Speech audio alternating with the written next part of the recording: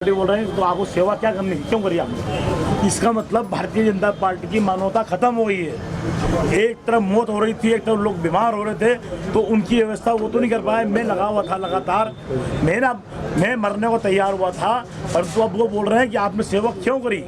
इसका मतलब ये है कि भारतीय जनता पार्टी जनता की सेवा करना नहीं चाहती है, ना वो खुद करती है ना करना देती है। ये मैंने सेवा करी है, आपके माध्यम से आप पे आरोप लगा रहे हैं, मेरे भी लगा रहे हैं कि आपने कोरोना काल में लोगों की क्यों सेवा करी। अरे लोगों, ये मेरा परिवार है, जिस परिवार की सेवा नहीं करेंगे तो अपने घर में नहीं घुसने देंगे।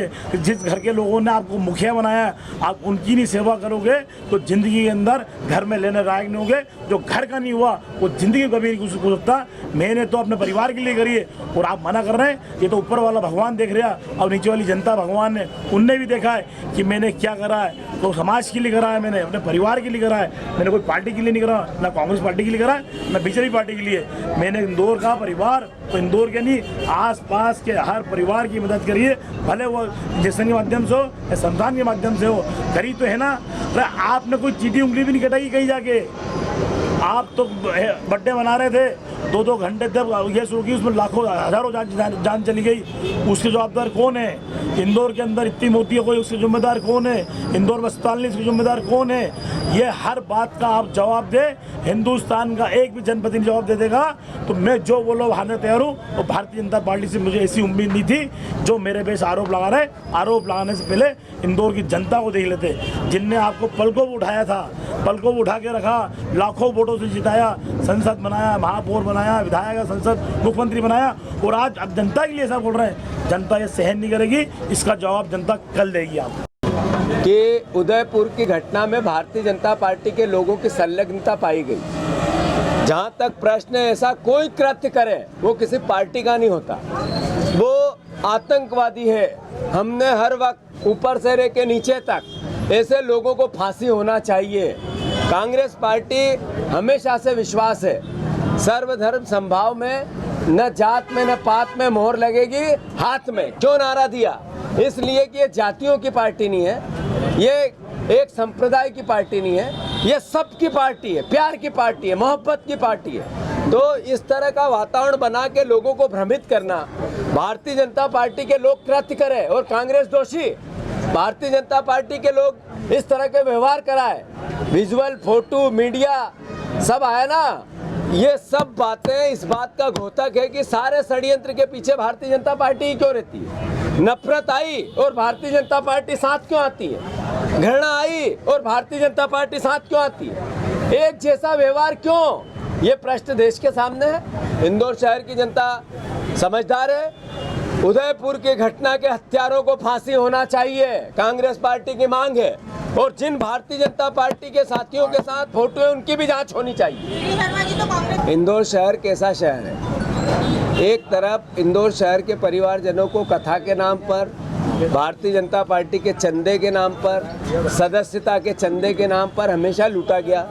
अगर संजय शुक्ला इस व्यवहार को आत्मसात करता है कि मैं जन सहयोग से इंदौर शहर के आत्मा के अनुरूप मेरी संपत्ति के साथ लोगों से सहयोग लेके इस तरह के काम करना चाहता हूं, तो क्या बुरा है? क्यों आपत्ति है भारतीय जनता पार्टी को?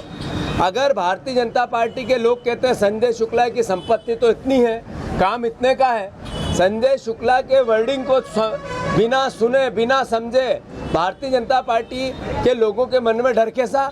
जब वो कथा के नाम पे आप चंदा लेते हो, बीजेपी के सदस्यता के नाम पर आप अव्यवहार करते हो, लगातार चंदे में आपका हेवी रिकॉर्ड है, तो जन सहयोग में से लोगों की सेवा अगर करने का संकल्प संजय शुक्ला लेता है तो कौन सा गुनाह करता है? मैं भारतीय जनता पार्टी को बताना चाहता हूं, आपका ये अहंकार संजय शुक्ला का जो प्यार है उस पर हावी नहीं हो सकता है। प्यार जीतेगा, अहंकार हारेगा।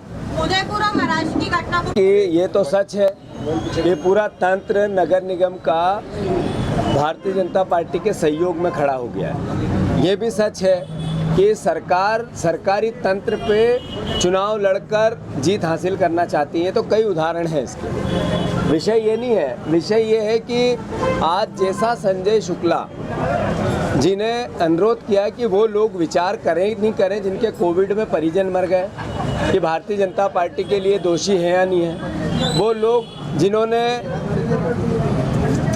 हॉस्पिटल में भर्ती होकर अपनी संपत्ति बेची, अपने परिवारजनों की यातना सही, उन लोगों को याद आना चाहिए नहीं वोट डालते वक्त। वो पीली गाड़ी का आतंक जिसने पूरे इंदौर शहर में आतंक मचा रखा, जो रोज रोटी रोजी कमाते हैं उनके साथ कैसा व्यवहार हुआ ये याद रहना चाहिए नहीं रहना चाहिए। वो संपत्ति कर देने वाले परिवारजन, कितना भ्रष्टाचार, कितना दुर्व्यवहार आर्थिक रूप से और व्यवहारिक रूप से नगर निगम ने आपसे किया कि नहीं। पिछली बार 15 पार्षद छोड़ के सारे बीजेपी के थे।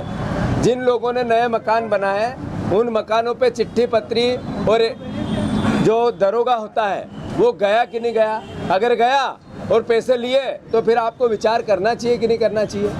नगर निगम में पिछली परिषद में जिस तरीके का भ्रष्टाचार सहा है, करोड़ों अरबों रुपया स्मार्ट सिटी में आया, कितना मूर्त रूप लिया इसकी जांच आप चाहते हो या नहीं चाहते हो। इस जो सीवरेज का अमृत योजना है, अरबों रुपए का भ्रष्टाचार हुआ, उसका इंदौर शहर हिसाब चाहता है कि नहीं चाहता है। ये सब सवाल है और इन सवालों का एक ही जवाब है, संजय शुक्ला, कांग्रेस पार्टी, हाथ का पंजा। अगर इंदौर शहर 3 गति से विकास कराना चाहता है, तीव्र गति से विकास कराना चाहता है, यहाँ का आम आदमी चाहता है, तो फिर बदलाव अति आवश्यक है। क्योंकि एक जैसा व्यवहार करते करते इंदौर शहर के लोग, जनप्रतिनिधि भारतीय जनता पार्टी के अहंकार से परिपूर्ण हो गए। तो मैं फिर से प्रार्थना करता हूँ, विचार करो। संजय शुक्ला एक श्रवण कुमार की भांति आपका व्यवहार, आपका सेवा करना चाहता है। हम सब पार्षद आपकी सेवा करना चाहते हैं। हम पे कृपा करो, आशीर्वाद दो, कांग्रेस पार्टी को जिताओ और एक स्वच्छ सरकार पाओ। तो भैया क्या हमसे जुड़े रहने के लिए हमारे YouTube चैनल को सब्सक्राइब करें और नई वीडियो की नोटिफिकेशन के लिए बेल आइकॉन को दबाएं। अगर आप ये वीडियो Facebook पर देख रहे हैं तो लाइक जरूर करें और ज्यादा से ज्यादा शेयर करें। धन्यवाद।